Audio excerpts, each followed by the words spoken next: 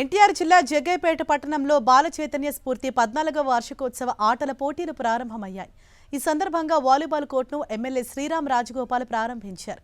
పిల్లల్లో క్రీడా స్ఫూర్తి, క్రమశిక్షణ, ఆత్మవిశ్వాసం పెంపొందించడమే బాల చైతన్య స్ఫూర్తి లక్ష్యమన్నారు ఎమ్మెల్యే శ్రీరామ్ రాజగోపాల్.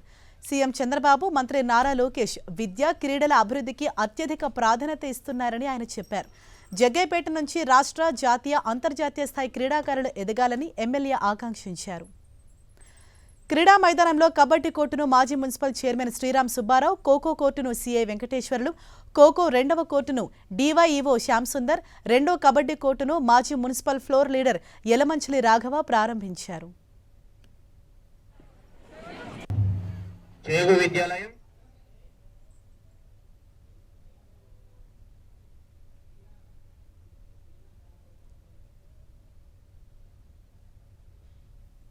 ప్రతి ఒక్కరు కూడా ఎంతో కొంత సమయాన్ని వ్యాయామానికి క్రీడలకి కేటాయించాలని చెప్పి మరి ప్రత్యేకంగా ఈరోజు బాల చైతన్య స్ఫూర్తి ద్వారా క్రీడా పోటీ చేస్తా ఉన్నాం. మీరు అందరూ ప్రతి ఒక్కరు కూడా ఎంతో కొంత సమయం ప్రతిరోజు గంటైనా సరే వ్యాయామం చేస్తారా, ఆటలాడుతారా, యోగాసనం చేస్తారా, సూర్య నమస్కారం చేస్తారా, తప్పకుండా ఎంతో కొంత సమయాన్ని క్రీడలు కేటాయించాలి. క్రీడలు మరి గెలవడం ముఖ్యం కాదు, క్రీడలు ప్రత్యేకంగా గెలవడం ఎంత ముఖ్యమో దానిలో పాల్గొనడం అంతగా ముఖ్యం.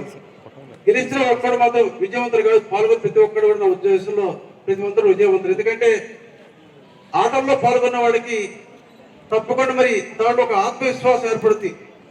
అదేవిధంగా వాళ్ళ క్రమశిక్షణ, అదేవిధంగా వాళ్ళకి ఒక సమయస్ఫూర్తి, అదే స్పోర్ట్స్ స్పిరిట్ అయిన అంటే ఓటమైన జీవితంలో మరి క్రీడల్లో ఓడిపోయినా సరే ఏమాత్రం డిస్కరేజ్ అవ్వు.